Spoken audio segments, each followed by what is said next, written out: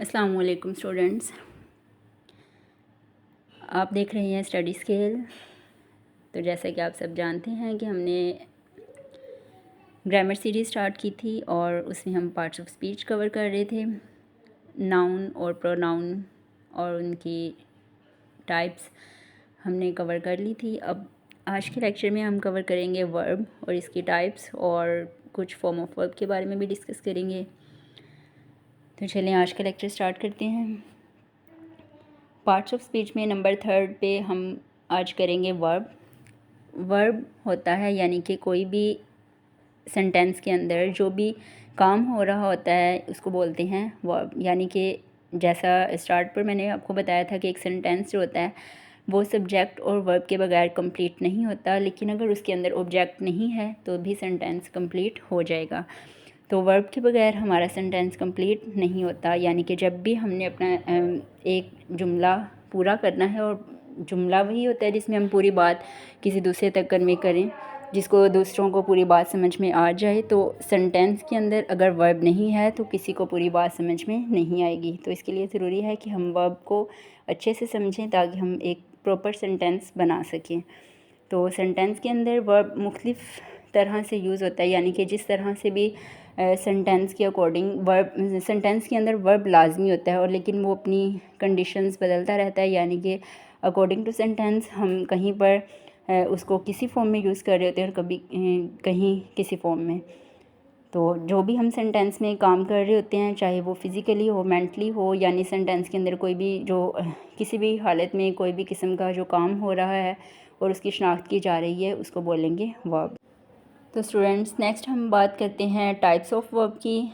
Types of verb में main जो हैं इसकी 4 टाइप्स आती हैं जिनको हम बारी बारी कवर करेंगे। सबसे पहले टाइप है मेन वर्ब, सेकंड है हेल्पिंग वर्ब, थर्ड है action verb and number 4 is linking verb. सबसे पहले बात करते हैं मेन वर्ब की। मेन वर्ब यानी वर्ब की तो हमने पीछे बात कर ली कि वर्ब क्या होता है, यानी सेंटेंस के अंदर जो भी बात, यानी जो सब्जेक्ट है वो क्या कर रहा है उसके बारे में इंफॉर्मेशन देता है। अब वर्ब के आगे जो मेन टाइप्स हैं, जैसे हमने पीछे कवर किया था नाउन और प्रोनाउन के आगे सब टाइप्स, तो इसी तरह वर्ब के आगे सब टाइप्स हैं। तो वर्ब की फर्स्ट टाइप है मेन वर्ब, यानी सेंटेंस के अंदर जो भी काम हो रहा होगा, जैसा कि खाना पीना सोना बैठना, ये सब कुछ मेन वर्ब में आएंगे। यानी कि असल जो वर्ब, जैसे पीछे हमने पढ़ा था कि जो भी वर्ब की पहचान दे रहा होगा, यानी सेंटेंस के अंदर जो भी असल जो सब्जेक्ट है उसकी तरफ जो भी इंफॉर्मेशन दे रहा होगा, यानी कि वो सब्जेक्ट क्या कर रहा है, उसका एक्शन क्या है, वो होगा मेन वर्ब में ऐड। वर्ब की सेकंड टाइप है हेल्पिंग वर्ब, यानी कि जो एक्चुअल वर्ब है, जो मेन वर्ब है, उसके साथ मज़ीद जो एडिशन किया जाएगा, यानी मेन वर्ब भी अपनी जगह पे मौजूद रहेगा लेकिन उसके साथ हेल्पिंग वर्ब के तौर पर यूज़ होगा, तो ये ऐड होगा सेकंड कैटेगरी में, यानी कि हेल्पिंग वर्ब में। तो अब ये आप एग्जांपल देख रहे होंगे कि रीडिंग, जैसा पहले हमने मेन वर्ब में पढ़ा था रीड, तो हेल्पिंग वर्ब जो इज़ है, इज़ सिर्फ जो है ये है हेल्पिंग वर्ब, लेकिन उसके साथ हाईलाइट में वर्ब को भी, मेन वर्ब को भी किया गया है हाईलाइट, ताकि उसकी पहचान हो जाए कि हेल्पिंग वर्ब इसमें कौन सा यूज़ हो रहा है। इज़, एम, आर, यानी डिफरेंट हेल्पिंग वर्ब हम यूज़ करते हैं अकॉर्डिंग टू टेंस, यानी विल, शैल, हैज़, हैव, जो भी हम यूज़ करेंगे ये सारे किस में आएंगे, हेल्पिंग वर्ब में। अब बात करते हैं नंबर 3 टाइप की, जो कि है एक्शन वर्ब। एक्शन वर्ब उसके नाम से ही ज़ाहिर है कि जो भी काम हो रहा होगा, जो भी एक्शन लिया जा रहा होगा, चाहे वो एक्शन फिज़िकली हो या मेंटली हो, वो किस में ऐड होगा, एक्शन वर्ब में। अच्छा स्टूडेंट्स, आपने इसमें ना थोड़ा सा कंफ्यूज नहीं होना, ये मेन जो है वर्ब ही हैं सारे, यानी कि हम थोड़ा सा ज़्यादा इनका डिफरेंस नहीं है। अगर हम थोड़ा सा गौर करें तो कोई ज़्यादा डिफरेंस क्रिएट नहीं कर रही ये डिफरेंट टाइप। जैसा कि इसकी फर्स्ट टाइप थी मेन वर्ब यानी रीड्स, ये भी अगर इसके अलावा हम ये कहें कि जो रीड्स है या फिर रन्स है, ये दोनों इसमें ये एक्शन ही हो रहा है, यानी पढ़ना भी तो एक काम ही है, वो काम ही कर रहा है। लेकिन इसमें मेन डिफरेंस तब क्रिएट होगा जब आप एमसीक्यूज़ के तौर पर इसको कर रहे होंगे, तो तब आपको जो भी ऑप्शन दिया गया होगा, अगर ऑप्शन में बोथ है, मेन वर्ब और एक्शन वर्ब दोनों आ रहे हैं, तो देन आप बोथ पर ही सर्कल करेंगे। क्योंकि इसमें जो एक्चुअल वर्ब है वो दोनों ही हैं। उसके बाद नंबर 4 है लिंकिंग वर्ब। लिंकिंग वर्ब की बात करें तो ये ऐसा वर्ब होता है जो कि सब्जेक्ट की इन्फॉर्मेशन देता है, यानी जो भी सब्जेक्ट काम कर रहा होगा इसके बगैर हमारी इन्फॉर्मेशन कंप्लीट नहीं होगी।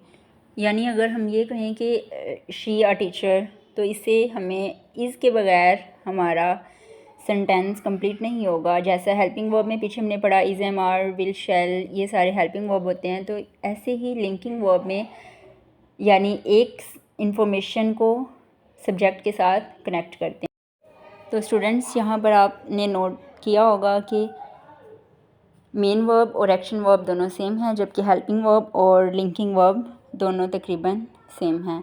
तो इनको अच्छे से याद रखिएगा, इनमें डिफरेंस क्या है। होप सो आपको ये चारों टाइप समझ में आ गई होंगी। तो चलें स्टूडेंट्स, आगे बढ़ते हैं और बात करते हैं फॉर्म्स ऑफ वर्ब की। पीछे हमने पढ़ा टाइप्स ऑफ वर्ब्स, यानी उसकी मज़ीद सब डिवीज़न, और अब हम पढ़ेंगे फॉर्म्स ऑफ वर्ब, यानी कि वर्ब किन किन हालतों में यूज़ होता है। तो सबसे पहले जो है first form of verb, second और थर्ड, ये अकॉर्डिंग टू टेंसेस चेंज होती रहती हैं। यानी कि किसी टेंस में फ़र्स्ट फॉर्म यूज़ होती है, किसी में सेकंड और किसी में थर्ड। जो फर्स्ट फॉर्म ऑफ वर्ब होती है ये बेस फॉर्म होती है, यानी कि ये ज़्यादातर जो प्रेजेंट के टेंसेस होते हैं इनके अंदर लगती है, और जो सेकंड फॉर्म है ये पास्ट के टेंसेस में लगती है। थर्ड फॉर्म जो है ये हेल्पिंग वर्ब्स के साथ आ रही होती है। हेल्पिंग वर्ब की बात करें तो जैसा पीछे भी मैंने आपको बताया था कि is, am, are, will, shall, has, have, do, does, did, ये सारे क्या होते हैं, हेल्पिंग वर्ब्स। तो इनके साथ ज़्यादातर थर्ड फॉर्म ऑफ वर्ब लग रही होती है, लेकिन कुछ में फ़र्स्ट फॉर्म ऑफ वर्ब भी लगती है। ये हम यानी कि अकॉर्डिंग टू टेंसेस जब हम बात करेंगे टेंसेस की, तो तब आपको ये क्लियर हो जाएगा कि किस टेंस में कौन सा हेल्पिंग वर्ब आता है और कौन सी फॉर्म ऑफ वर्ब उसके साथ यूज़ हो रही होती है। कुछ फॉर्म ऑफ वर्ब जो होती हैं, यानी जो अपनी एक्चुअल हालत की बजाय जब सेकंड और थर्ड में जाती हैं तो सिर्फ ईडी का एडिशन करने से वो सेकंड और थर्ड में कन्वर्ट हो जाती हैं। लेकिन कुछ ऐसी फॉर्म्स होती हैं, कुछ ऐसे वर्ब होते हैं जो कि बिल्कुल यानी उनके स्पेलिंग चेंज करने पड़ते हैं। जैसा यहाँ पर गो फर्स्ट फॉर्म है और वेंट सेकंड है, गोन थर्ड है, लेकिन आप डिफरेंस चेक करें कि सेकंड और थर्ड बिल्कुल इसके अपोजिट है, यानी ज़रा भी चेंज नहीं हो रही। जबकि ऊपर आपने देखा प्ले और प्ले फर्स्ट है, सेकंड ईडी और थर्ड भी ईडी लगाने से वो सेकंड और थर्ड में कन्वर्ट हो गई है। तो ये आपने फॉर्म ऑफ वर्ब जो हैं इनको सबको याद करना है। अगर हम फॉर्म ऑफ वर्ब्स अच्छे से याद करें तो देन हमारे लिए टेंसेस को याद करना और टेंसेस खुद से बनाना बहुत आसान हो जाता है, क्योंकि वर्ब के बगैर तो हमारा टेंस या सेंटेंस कंप्लीट नहीं हो सकते। तो इसलिए ज़रूरी है कि फॉर्म ऑफ वर्ब आपको अच्छे से याद हों, ताकि जब भी आप टेंसेस करें तो आपको वो समझ आ जाए कि कौन से टेंस के साथ कौन सा हेल्पिंग वर्ब और कौन सी फॉर्म ऑफ वर्ब जा रही होगी। तो होप सो आपको ये आज का लेक्चर क्लियर हो गया होगा। अगर किसी भी स्टूडेंट्स को कोई प्रॉब्लम हो या कहीं भी कुछ ना समझ आ रही हो तो वो कमेंट सेक्शन में पूछ सकता है।